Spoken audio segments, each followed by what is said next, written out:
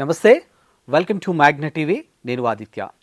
AP CM Chandrababu Naidu ఇటీవల కాలంలోనే Mangalagiri TDP కార్యాలయంలో మీడియాతో చిట్చాట్ చేయడం జరిగింది. సో ఆ చిట్చాట్లో ఆయన మాట్లాడినటువంటి మాటలు ఇప్పుడు వైరల్ అవుతున్నాయి. ప్రత్యేకించి ఆయన తెలుగు ఇండస్ట్రీ గురించి ఆయన మాట్లాడినటువంటి మాటలు ఏవైతే ఉన్నాయో ఇప్పుడు కాస్త వైరల్ అవుతున్నాయి. మరి దాని వెనకాల స్టోరీ ఏంటో తెలుసుకునే ప్రయత్నం చేద్దాం.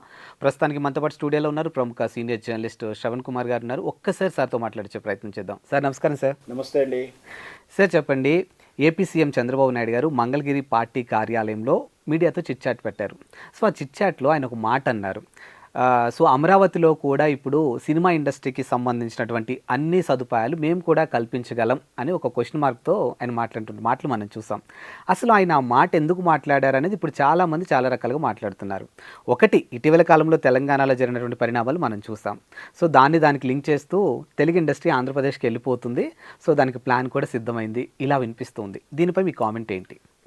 మీ దాంట్లో వాక్యాల్లో కొన్ని మార్పులు కూడా చేసి మాట్లాడతారు. First of all sure sir. Chandrababu వాక్యాల తర్వాత తెలంగాణ తరలిపోతుందా కాదు, తెలంగాణ తరలిపోతుంది, తెలంగాణ నుంచి తెలుగు సినిమా పోతుందా అనేది మొదటి వచ్చింది. దాని తర్వాత చంద్రబాబు నాయుడు వ్యాఖ్యలు చేశారు. ఓకే. ఇక్కడ ఇంకొకటి ఏంటంటే మీరు ఒక పాయింట్ మర్చిపోయారు. చంద్రబాబు నాయుడు అమరావతిలో ఏర్పాటు చేస్తాడు అని మాత్రం అనలే, ఇది కూడా కీలకంగా పరిశ్రమ ఇక్కడే రావాలి, ఇక్కడ కీలకం కాబోతుంది అమరావతి అనేది కూడా ఒక్కినొక్కని చెప్పారు. అంటే ఆహ్వానించడంతో పాటు ఇక్కడ టార్గెట్ కూడా చెప్పేశారు, కీలకం కాబోతుంది అంటే మేము తగిన ఏర్పాట్లు చేస్తాము అని ఇండైరెక్ట్ చెప్పినట్టు. సో ఈ వాక్యలో చాలా సంతోషం. ఎందుకంటే ఒక రాష్ట్రంలో ఒక పరిశ్రమ అభివృద్ధి చెందాలంటే నో ప్రాబ్లం. దీనికి అన్నిటికీ అర్థమయ్యే భాషలో ఒక చిన్న సామెత రూపంలో చెప్తాను, తర్వాత మొత్తం విశ్లేషిస్తాను. ఎదుటివాడు బాగుపడాలో, మంచి ఇల్లు కట్టుకోవాలి, సంతోషం, ఎవరైనా సంతోషమే.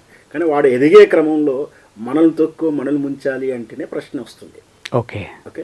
ఇక్కడ ఆంధ్రప్రదేశ్లో తెలుగు పరిశ్రమ కానీ ఇంకే పరిశ్రమ కానీ అభివృద్ధి చెందడంలో ఒక తెలంగాణ ఉద్యమకారునిగా, నేను తెలంగాణ వ్యక్తిగా, హైదరాబాద్లో ఉన్న వ్యక్తిగా నేను సంతోషాన్ని పడతాను. కానీ హైదరాబాద్ నుంచి తరలి వెళ్ళి అక్కడ బాగుపడాలి, అక్కడ ఎదుగుతుందంటే కొంచెం అనుమానించాల్సిందే.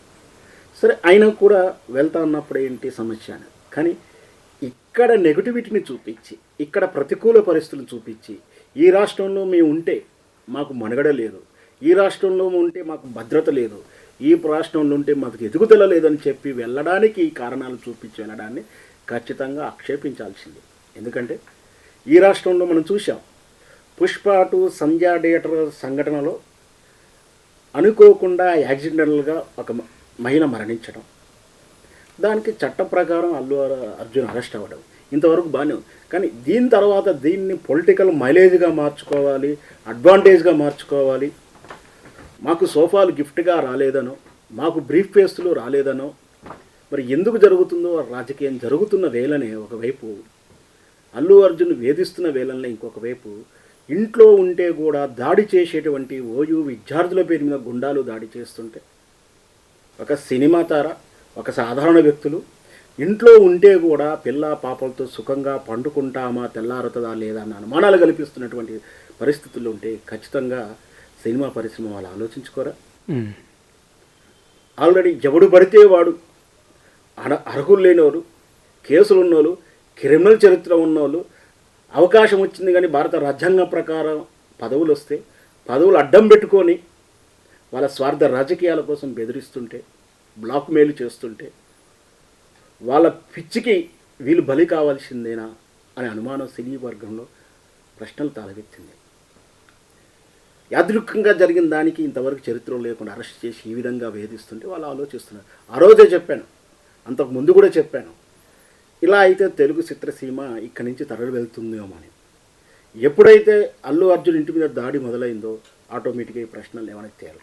ఇది జరుగుతున్న సందర్భంలోనే మీరు ఇక్కడికి లీజుదారులు అంటూ ఒక ఉన్నతాధికారి హేళనగా మాట్లాడి ఆత్మాభిమానం దెబ్బతీస్తున్నప్పుడు, మీరు సంక్రాంతి లోపు ఖాళీ చేసి వెళ్ళాలని ఒక చదువుకున్న మూర్ఖుడు అంటుంటే, వీధి రోడ్డు కన్నా ఘోరంగా ఒక ఎమ్మెల్యే ఈ రాష్ట్రం మీరు వదిలి వెళ్ళిపోవాలని చెప్తుంటే మౌనం వహిస్తూ వాళ్ళ మీద చర్యలు తీసుకోకుండా ఉన్నప్పుడు రేవంత్ రెడ్డి కావాలనే చేయిస్తున్నాడనే భావించాల్సి వస్తుంది కదా. ఇవన్నీ కావాలని ఎందుకు చేస్తాడనే ప్రశ్నకు సమాధానం వచ్చినప్పుడు, ఇతను తన రాజకీయ గురువు అయినటువంటి చంద్రబాబు నాయుడు రాష్ట్రం బాగుపడాలంటే ఈ రాష్ట్రాన్ని వల్లకాడిగా చెయ్యండి అనే ఉన్న ధ్యేయం టార్గెట్ ఇచ్చాడా, అద్గుణంగానే పనిచేస్తున్నాడా అనుమానాలు కూడా వస్తూ ఉన్నాయి. ఒకవైపు రియల్ ఎస్టేట్ రంగం దివాలా తీసిందని చెప్తా ఉన్నారు, ఒకవైపు ప్రజల్లో అశాంతి, అల్లకల్లోలం, కల్లోలిత ప్రాంతాలు. ఈ రాష్ట్రంలో గత 10 సంవత్సరాల నుంచి లేనటువంటి బూట్ల చప్పుడు, ఉక్కుపాదాల చప్పుడు, పల్లె ప్రాంతంలో సామాన్యుడు నిద్రపోయినా కూడా నిద్రపోతాడా లేదన్న సందర్భాలు. ఈ రాష్ట్రంలో 10 సంవత్సరాల నుంచి లేనటువంటి కర్ఫ్యూ వాతావరణం, 144 సెక్షన్లు, రైతుల ఆందోళనలు ఒకవైపు. అంటే ఏ రంగం చూసుకున్నా కూదేలైపోతూ శాంతి భద్రత దెబ్బతింటుంటే ఈ రాష్ట్రంలో ఉన్న 140 సెక్షన్ అడ్వాంటేజ్గా తీసుకొని మహారాష్ట్రలో శాంతి భద్రత ఉందని చెప్పి అమెరికాకి వెళ్ళిన లోకేష్ బాబు గారు ఇన్వెస్టర్ దగ్గర డెమోలు ఇస్తుంటే ఈ రాష్ట్రం బాగలేదని చెప్పుకోవడానికి ఏవైతే ఫ్యాక్టర్స్ కల్పిస్తున్నాడో రేవంత్ రెడ్డి కావాలని చేస్తున్న అనుమానాలు ఉన్నాయి. అంటే రాష్ట్రాన్ని గురువు మీద ప్రేమ, రాష్ట్రాన్ని అధోగతి పట్టించేంత ప్రేమ ఉందంటారా? ఆయన గురువు మీద కూడా ప్రేమ లేదని చెప్పాలి. వాస్తవానికి ఆయన ఒక షాడీజ లక్షణాలు కనిపిస్తూ ఉంటాయి. గురువు చెప్పిన ఆయనకు సెల్ఫ్ సాటిస్ఫాక్షన్, అంటే సాటిస్ఫాక్షన్ మానసికంగా ఆనందాన్ని కలిగి ఉండాలి, ఎదుటోడు బాధపడుతుంటే, లేదా ఆర్థిక లావాదేవీలకి తలగ్గు ఉండాలి. అంటే ఇలా చేస్తే నీకు ఏదో ఇస్తా, పదవి రావడం కూడా చంద్రబాబును ఆశీస్సులతో చెప్తా ఉన్నాడు.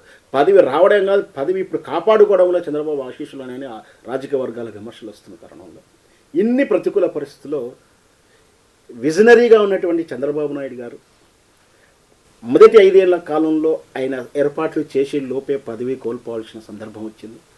చరిత్రలో జరిగిన పొరపాట్లు మళ్ళీ పునరావృతం కాకుండా ప్రతిష్టమైనటువంటి ప్రణాళికలు వేసుకుంటూ వాస్తవానికి విజనరీ విషయంలో చూసుకున్నాం, డెవలప్మెంట్ విషయంలో ఎంత సాధించాడని మనకు ఒక ప్రశ్నగా వదిలేస్తే, కానీ దాన్ని సాధించాడని చెప్పుకోవడానికి ఆయన చూసేటువంటి పబ్లిసిటీ కానీ విషయం కానీ బయట వాళ్ళకి ఇతరుల కన్నా చాలా బెటర్ అనే చెప్పాలి.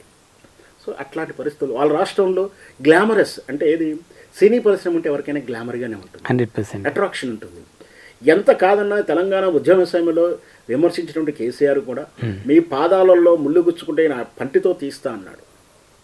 వివాదాస్పైనటువంటి అవార్డ్స్ ఇవ్వడానికి కూడా వెనకాడాడు. ఎందుకు ఆడాడంటే ఇప్పుడు నంది అవార్డు ఇంకా ఏదో పుష్పం అవార్డు ఇస్తే తెలంగాణ వాళ్ళకి ఇస్తే ఆంధ్రోళ్ళకి ఎందుకు ఇవ్వలేదని ఒక అపవాదం వస్తుంది, ఆంధ్రోళ్ళకి ఇస్తే తెలంగాణకి ఇచ్చపరిచిన వాదన వస్తుంది.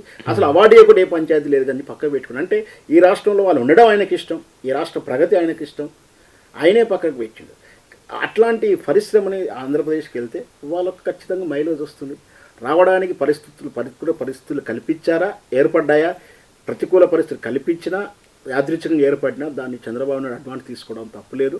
కానీ ఆ వెళ్ళడం ఇక్కడ తెలంగాణ ప్రాంతంలో ఫ్యాక్ట్స్ చెప్పి, తప్పని చెప్పి, కారణాలు చెప్పి వెళ్ళడాన్ని మేము ఆక్షేపిస్తూ ఉన్నాం. ఏ రాష్ట్రం బాగుపడ్డా, ఏ రాష్ట్రం నుంచి వెళ్ళినా సంతోషపడాల్సిందే. దానికి మనం ఎవరు అడ్డు చెప్పేయలేదు, కారణం అడగాల్సిన అవసరం కూడా లేదు. కారణం చెప్పినా కూడా బుల్డోజ్ అవుతుంది, పెద్ద విషయం కాదు. కానీ ఖచ్చితంగా ఈ రాష్ట్రంలో ప్రతికూల పరిస్థితులు, ఈ రాష్ట్రంలో మేము ఉండలేకపోతున్నాం కాబట్టి వెళ్తున్నామంటే మాత్రం అది దుర్గారమైనటువంటి చర్య. వాస్తవానికి వెళుతుందా, అర్ధరాత్రి వెళ్తుందా, అప్పుడే వెళ్తుందా, అక్కడ ఫెసిలిటీస్ ఉన్నాయని ఒక కాకమ్మ కథలు కారణాలు చెప్తున్నారు. అది వాస్తవ పరిస్థితులు. మద్రాసు రాష్ట్రం నుంచి వచ్చినప్పుడు కూడా మన దగ్గర రెడీమేడ్గా వెళ్ళి దినక్రమంగా వస్తూ ఉంది. ఒకవేళ వాళ్ళు వెళ్ళిపోతే వాళ్ళ ఆస్తులు లాక్కేస్తూ ఉండే, అట్లాంటి లేదు. ఈ భారత రాజ్యాంగం అమలు రోజులు అట్లాంటివి జరగదు. ఒకవేళ ఇక్కడ తెలంగాణ రాష్ట్రంలో ఏర్పడడానికి, స్థిరీకరించడానికి భూములు ఇచ్చినటువంటి తక్కువ ధరకు లీజుకు ఇచ్చినట్టు వాళ్ళు వెళ్ళకపోవచ్చు. అంటే ఉదాహరణకు చిరంజీవికి ఇచ్చి ఉండను కొంచెం, ఆయన వెళ్ళకపోవచ్చు, ఆయన వారసుడికి రామచరణ్ వెళ్తుండొచ్చు, అక్కడ ఒక బ్రాంచ్ పెట్టుకోవచ్చు, ఇక్కడి నుంచి ఖాళీ చేసి వెళ్తాడనేది ప్రేమ. ఇక్కడ ఇప్పటికి కూడా అదే చంద్రబాబు నాయుడు గారు హైదరాబాద్ శ్రేణిప్రాస్తంగానే కేంద్రపరంగానే పనిచేస్తూ ఉన్నాడు. ఉమ్మడి రాష్ట్ర రాజధాని కాకున్నప్పుడు వ్యక్తులుగా ఎవరైనా రావచ్చు పోవచ్చు, కాబట్టి ఒక్కసారిగా హైదరాబాద్ ఖాళీ చేస్తూ వెళ్తారని మాత్రం అబద్ధం అది.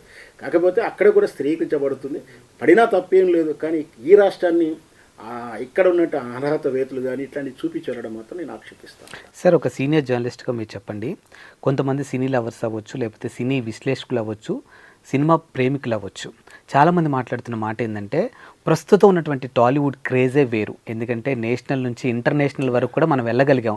బికాజ్ బాహుబలి అవ్వచ్చు, పుష్ప అవ్వచ్చు, వాట్ ఎవర్ ఇట్, ఇదొక ఇంత పెద్ద అచీవ్ మన తెలుగు ఇండస్ట్రీ సాధించింది. ఇప్పుడు బయట స్టేట్లో ఉన్నటువంటి ఆర్టిస్టులు కూడా తెలుగులో నటించడానికి ఇంట్రెస్ట్ చూపిస్తూ ఉన్నారు. ఇంత మంచి ఉన్నటువంటి ఒక ఆపర్చునిటీ, దీని వాల్యూ అసలు తెలంగాణ గవర్నమెంట్కి తెలియట్లేదు అని కొంతమంది విశ్లేషిస్తూ ఉన్నారు, సో వ్యతిరేకిస్తూ ఉన్నారు.